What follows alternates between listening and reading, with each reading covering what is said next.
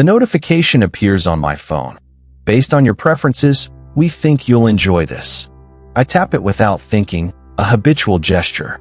The algorithm is right again. It's exactly what I wanted to see, even though I hadn't consciously realized it yet.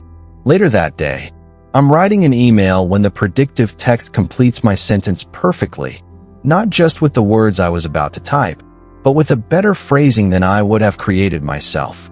That evening, I'm browsing a shopping site when it recommends a product that feels so personally tailored it's almost unsettling. How did it know? I wonder. Then I realize, this isn't the first time I've had this thought. These small moments accumulate until one day, the question becomes unavoidable. If algorithms can predict my desires, complete my thoughts, and understand my preferences better than I do myself, then who exactly am I? Where is the boundary between my authentic self and the digital reflection these systems have constructed? This isn't just a philosophical question for tech enthusiasts or Buddhist practitioners. It's becoming a daily existential challenge for anyone living in the digital age. When artificial intelligence seems to know us better than we know ourselves, it forces us to confront profound questions about identity, agency, and the nature of self. What's fascinating is that these very modern questions have been anticipated by Buddhist teachings for over 2,500 years. The concept of anatta, or non-self, the understanding that what we call self is not a fixed, independent entity, but a fluid process of interdependent elements, offers remarkable insight into our relationship with AI.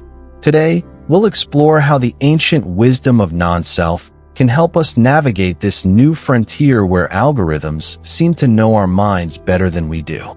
We'll discover how Buddhist teachings can transform our relationship with AI from one of anxiety and loss of control to one of greater awareness and authentic freedom. This isn't about rejecting technology or retreating into spiritual isolation. It's about finding a middle path, using the mirror of AI to better understand our own minds, while maintaining the wisdom to see beyond the digital reflection. Take a moment to recall the last time you were surprised by how well an algorithm seemed to know you. Perhaps it was a music recommendation that perfectly matched your mood, a product suggestion that addressed a need you hadn't expressed, or an advertisement that appeared right after you had been thinking about that very thing. Notice what happens in your body and mind during these moments. Is there comfort in being understood? Unease at being so predictable? Wonder at the technology? Fear about privacy? Or perhaps a complex mixture of all these responses? Now consider, what does it mean that a collection of mathematical formulas can predict your preferences, sometimes better than you can articulate them yourself? What does this reveal about the nature of what you call you? In Buddhist understanding, what we experience as a solid, continuous self is actually a process, a flowing stream of perceptions, thoughts, feelings, and habitual patterns. The Buddha taught that when we look closely, we cannot find a permanent, independent self at the center of our experience. Instead, we find an ever-changing flow of phenomena arising from countless conditions. This teaching of anatta, or non-self, was revolutionary 2,500 years ago. Today, it offers profound insight into our relationship with artificial intelligence. Consider how AI systems work. They analyze patterns in our behavior, identify recurring elements, and make predictions based on these patterns. They don't see a solid, unchanging you. They see streams of data, habits, preferences, and tendencies. In a sense, they operate from an implicit understanding of non-self, seeing us not as fixed entities, but as collections of patterns and probabilities. When an AI system predicts what you'll like or what you'll do next, it's not reading your mind or soul. It's recognizing patterns in your behavior that you yourself might not have noticed. It's reflecting back to you your own habitual tendencies, the very patterns that Buddhist practice invites us to become aware of. This creates a fascinating opportunity. Rather than seeing AI as a threat to our sense of self, we can use it as a mirror, a tool for greater self-awareness and, ultimately, greater freedom. When an algorithm predicts our behavior with uncomfortable accuracy, it's revealing the extent to which we operate on autopilot, driven by habitual patterns rather than conscious choice. In this way, AI can become an unexpected ally in the Buddhist path of awakening. It can help us see the patterns that shape our experience, the conditioned nature of what we call self, and the possibility of greater freedom through awareness. As we explore this intersection of ancient wisdom and cutting-edge technology, I invite you to hold both curiosity and skepticism, to engage with these ideas not as abstract philosophy, but as practical tools for navigating life in the digital age with greater awareness, authenticity, and compassion. I don't know who I am anymore. May sits across from me, her laptop open between us. On the screen is her social media feed, filled with content so perfectly tailored to her interests that it seems to anticipate her thoughts. It started as a convenience, she explains. The algorithms showed me things I liked, so I engaged more. The more I engaged, the better they got at predicting what would keep me scrolling. Now I feel like I'm in a hall of mirrors. Everywhere I look, I see reflections of myself, but I can't find the original. May's experience represents one extreme in our new relationship with AI, the dissolution of identity into algorithmic reflections. At the other extreme are those who react by rigidly defending their sense of self, insisting on their uniqueness and unpredictability, often while still being subtly shaped by the very systems they resist. Between these poles lies a vast territory where technology and identity intersect in complex, sometimes contradictory ways. Recommendation systems that expand our horizons in some areas while narrowing them in others. Predictive technologies that both liberate us from mundane decisions and subtly shape our preferences. AI assistants that both extend our capabilities and create new forms of dependency. Digital profiles that both connect us with like-minded others and trap us in identity bubbles. These technologies reflect a fundamental tension in how we understand ourselves in the digital age. On one hand, we cling to the notion of an authentic, independent self that exists prior to and separate from technological influence. On the other, we experience the fluid, malleable nature of identity as it's reflected, amplified, and sometimes distorted by algorithmic systems. This tension isn't new. Throughout history, humans have struggled with questions of identity and authenticity. What's new is the scale, speed, and increasingly personalized nature of the technological systems that now mediate our experience of self. When an algorithm can predict with uncanny accuracy what will capture your attention, influence your mood, or prompt you to make a purchase, it challenges the conventional understanding of self as autonomous and self-determining. It reveals how much of what we experience as me is actually a collection of patterns, habits, and tendencies, many of which operate below the threshold of conscious awareness. For many, this realization is deeply unsettling. It can feel like a loss of agency, a violation of privacy, or an existential threat. We want to believe we are more than the sum of our clickstreams, more mysterious and unpredictable than any algorithm could capture. Yet from a Buddhist perspective, this algorithmic mirror offers a unique opportunity. By revealing the patterns that drive our behavior, AI systems can help us see what the Buddha taught 2,500 years ago, that what we call self is not a fixed essence, but a process. A flowing stream of causes and conditions, habits and tendencies, none of which constitute a permanent, independent me. This doesn't mean we don't exist, or that our sense of identity is meaningless. Rather, it points to a more subtle understanding, that the self is neither absolute nor non-existent, but interdependent and ever-changing. The question isn't whether to reject or embrace the algorithmic reflection of ourselves. It's how to engage with these technologies in ways that foster greater awareness rather than deeper entrenchment in the illusion of a fixed self.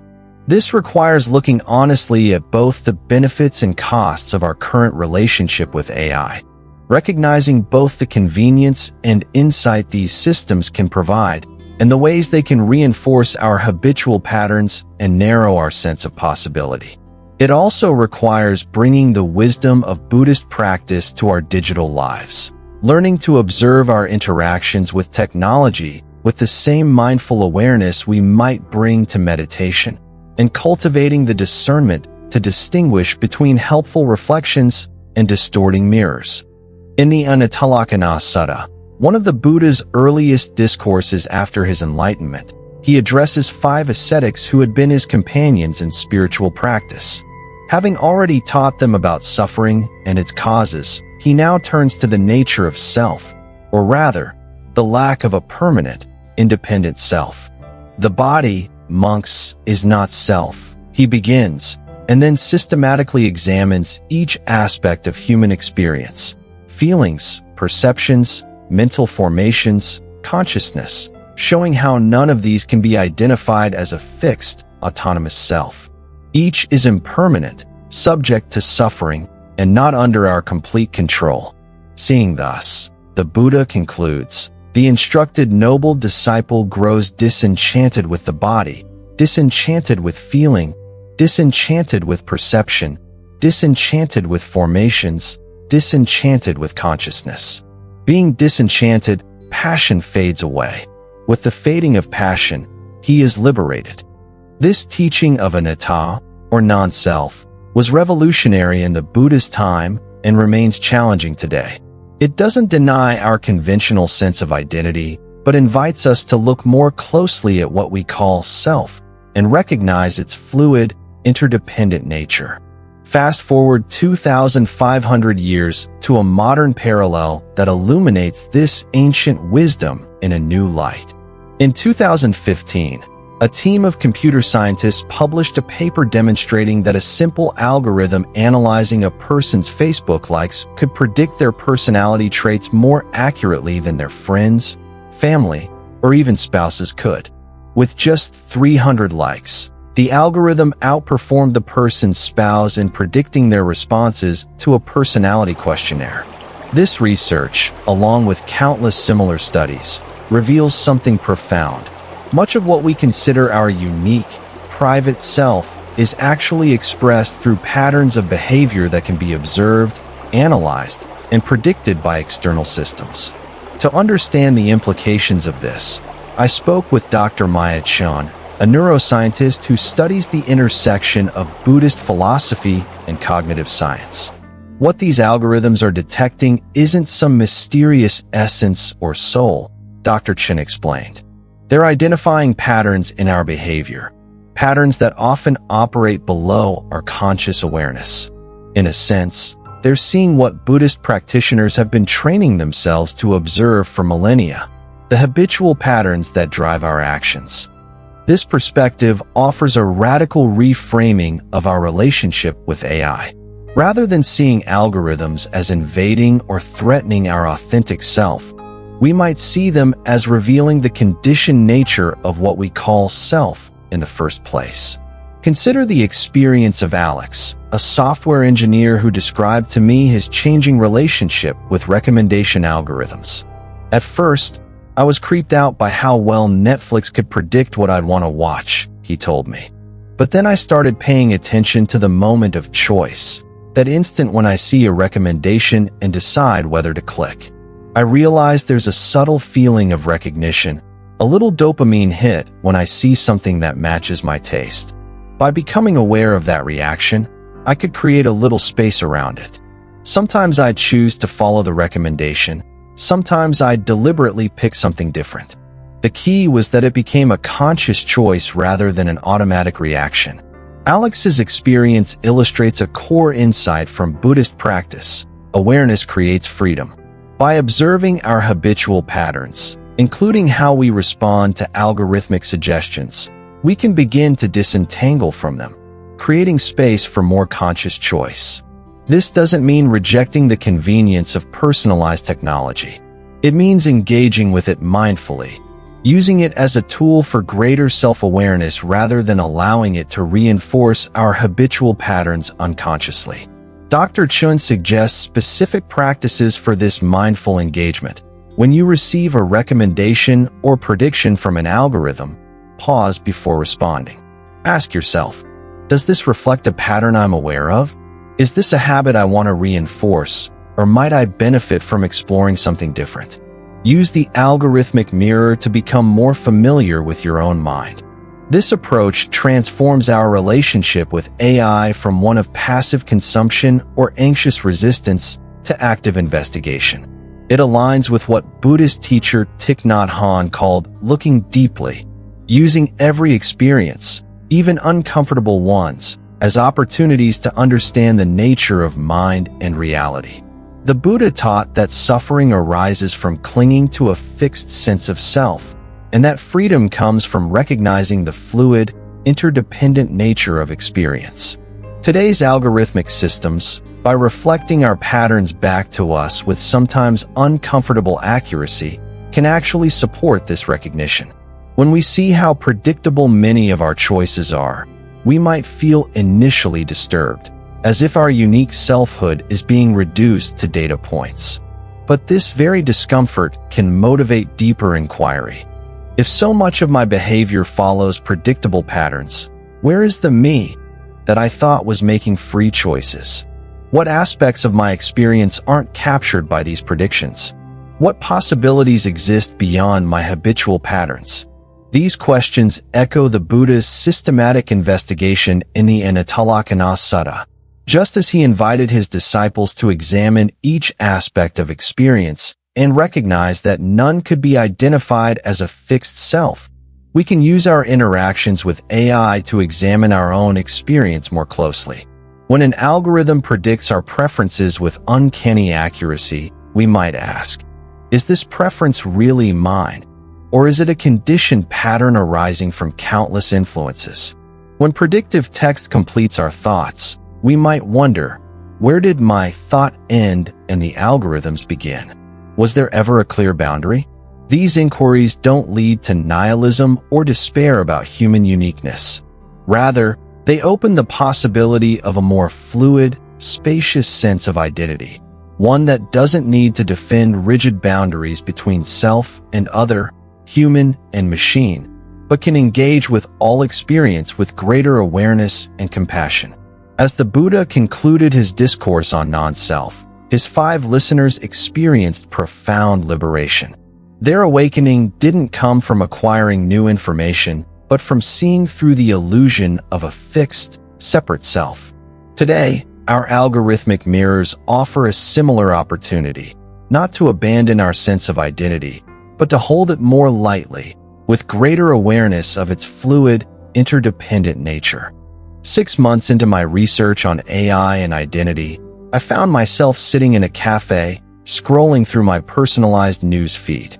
As I tapped on article after article, each perfectly aligned with my interests and viewpoints, a question arose. Was I choosing this content, or was it choosing me? This moment crystallized something I had been circling throughout my investigation. The line between my preferences and preferences shaped by algorithms had become increasingly blurred. What I experienced as autonomous choice was actually a complex dance between my existing tendencies and systems designed to predict and reinforce those tendencies. This realization shifted my understanding in several key ways. First, I recognized that what I call myself is not a fixed entity making independent choices, but a process unfolding in relationship with countless influences, including, now, algorithmic systems. This doesn't mean I have no agency, but that my agency exists within a web of interdependence, a perspective that aligns remarkably with the Buddhist teaching of non-self. Second, I began to see how AI systems, by reflecting my patterns back to me with sometimes uncomfortable accuracy, were actually making visible aspects of my conditioning that might otherwise remain unconscious. Rather than threatening my autonomy, they were offering a mirror that could potentially increase it, if I engaged with awareness rather than autopilot. Third, I came to understand that freedom doesn't lie in asserting an independent self against technological influence, nor in passively accepting algorithmic guidance. It lies in bringing mindful awareness to the entire process, observing my reactions, recognizing patterns, and making more conscious choices about how to engage. This shift in understanding led me to explore practices that apply Buddhist insights to our relationship with AI.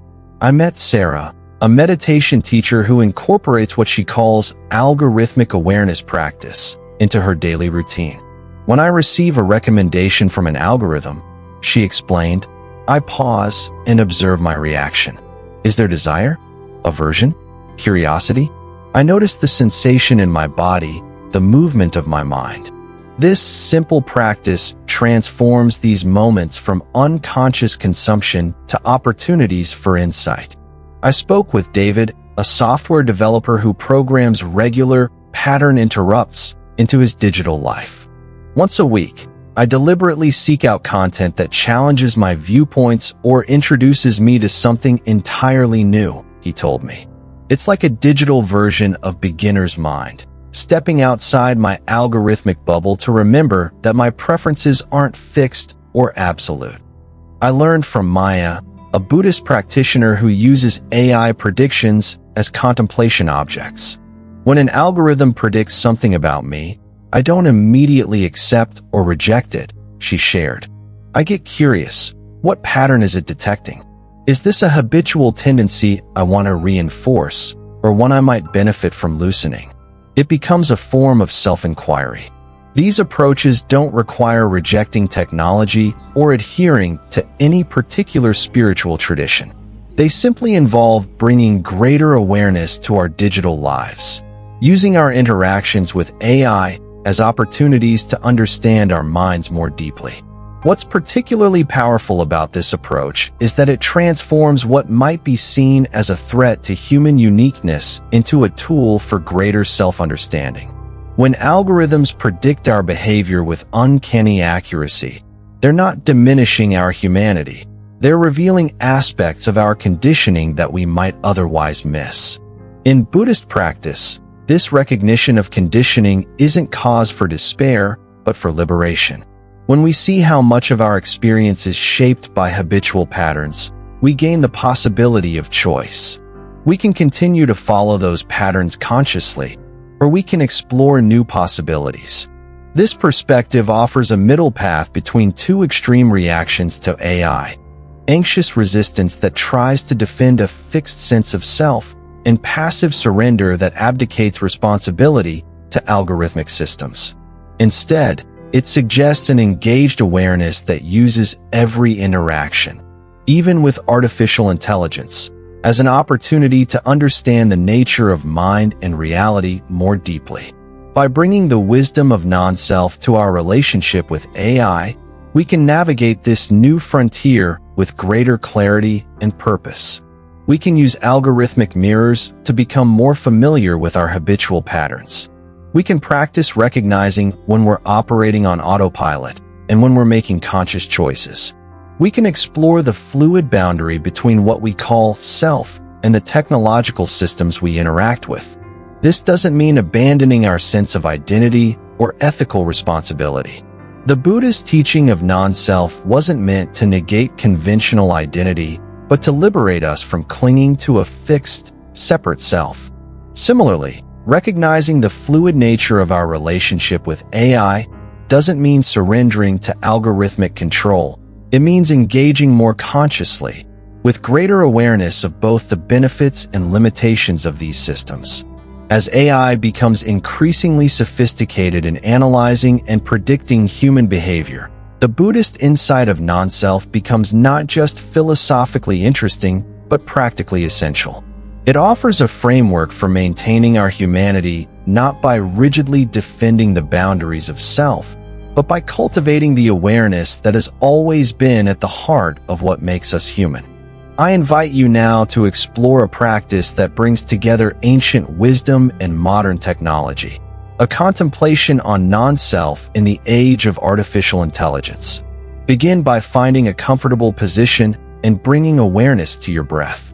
Allow your body to settle and your mind to become present. Now, recall a recent experience where an algorithm seemed to know you well. Perhaps a recommendation that perfectly matched your taste, a predictive text that completed your thought, or an advertisement that appeared right after you had been thinking about that product. Notice what arises in your body and mind as you recall this experience. Is there a sense of being seen and understood? Unease about privacy? Wonder at the technology? Simply observe these reactions without judgment. Consider, what aspect of you did the algorithm recognize? Was it a preference you're consciously aware of, or a pattern you hadn't noticed? Was it something you consider central to your identity, or peripheral? Now, gently investigate the origin of this pattern. Did it arise from your unique essence, or was it shaped by countless influences? Family, culture, education, previous experiences? Can you trace how this particular preference or habit developed over time? This isn't about dismissing your experience as just conditioning.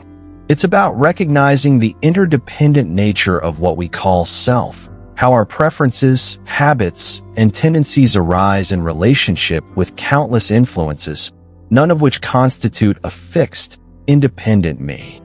Next, bring awareness to the moment of choice when you interact with algorithmic suggestions. When you see a recommendation, notice the subtle pull of familiarity, the little dopamine hit of recognition. Observe any automatic reaching for what's comfortable and familiar, as well as any reactive resistance to being figured out. Can you create a small space of awareness around this moment? Can you recognize both the habitual pattern and the possibility of choice? This awareness doesn't mean you should reject algorithmic recommendations or force yourself to choose differently. Sometimes the algorithm will suggest exactly what serves you best. The key is bringing consciousness to the process, moving from autopilot to aware engagement. Now, expand your awareness to include the larger pattern of your interactions with technology. Notice any tendencies to get lost in endless scrolling, to seek validation through engagement metrics, or to confuse digital reflections with your essential nature. Can you hold these patterns with compassion rather than judgment? Can you see them as neither permanent flaws nor fixed aspects of your identity, but as conditioned tendencies that can be observed and, with awareness, gradually transformed? Finally, contemplate how you might engage with technology in ways that foster greater awareness rather than deeper entrenchment in habitual patterns. This might include pausing before responding to notifications or recommendations, regularly stepping outside your algorithmic filter bubble to encounter diverse perspectives, using AI predictions as opportunities for self-inquiry rather than threats to your autonomy, creating intentional spaces in your life free from algorithmic influence. As you consider these possibilities, remember that the goal isn't to perfect your relationship with technology or to achieve some ideal state of digital enlightenment. It's to bring the same quality of mindful awareness to your digital life that you might cultivate in meditation. A present, curious attention that neither clings to nor rejects experience, but observes it with clarity and compassion.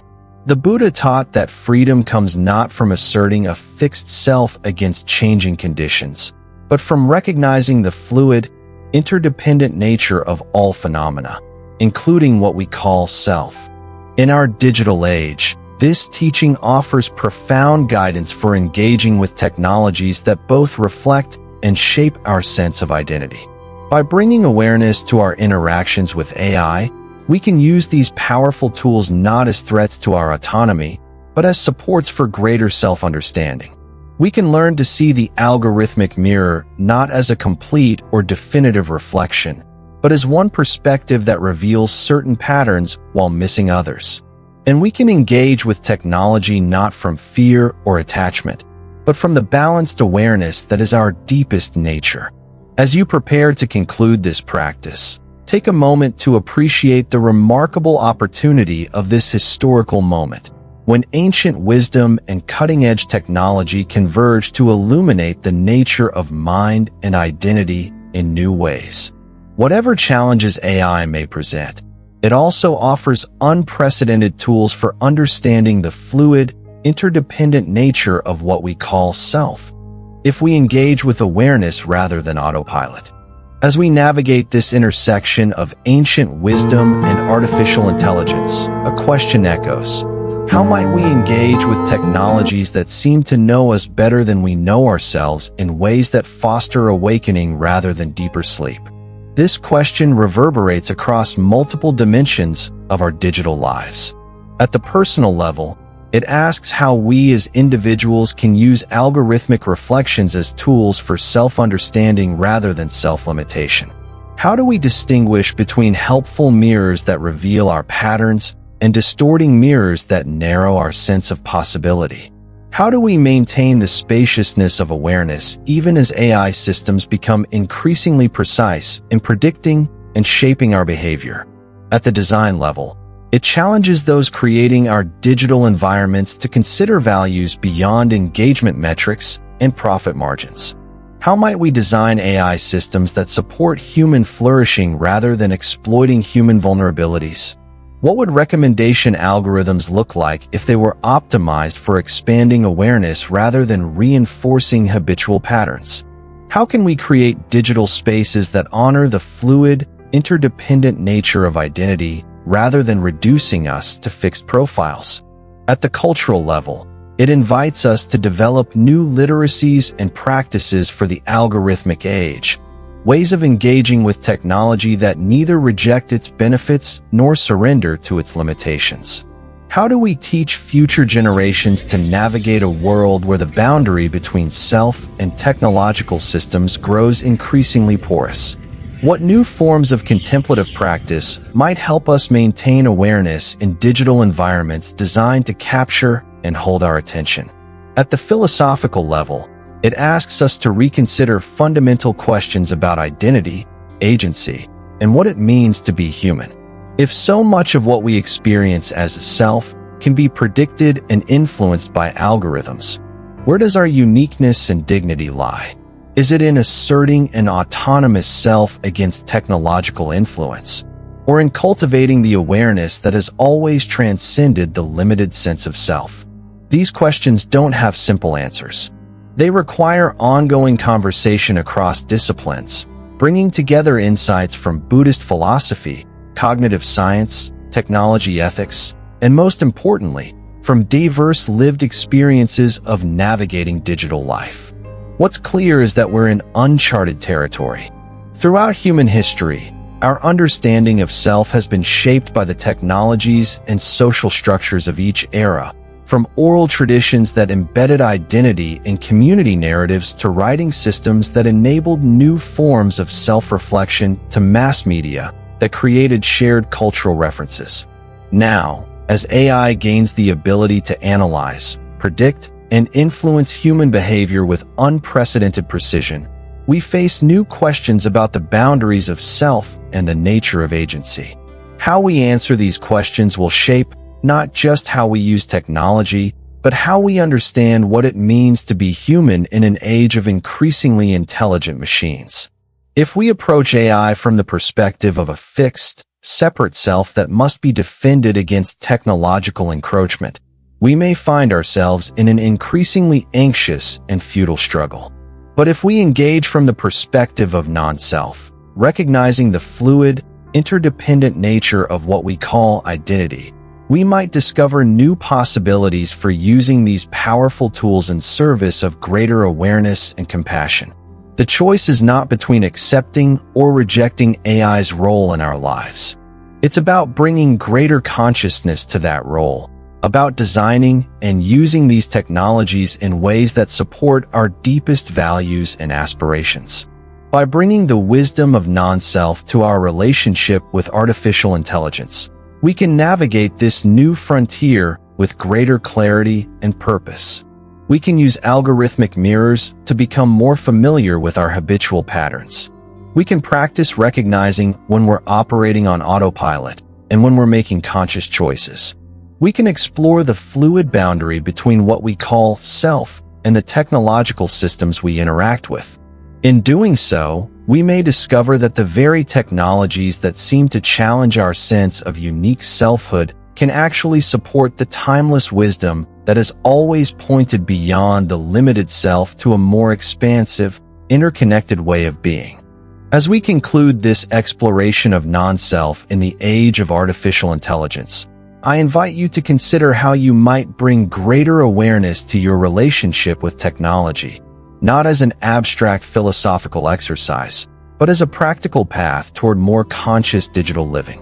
First, experiment with what we might call algorithmic mindfulness, the practice of bringing conscious awareness to your interactions with AI systems. When you receive a recommendation or prediction, pause before responding.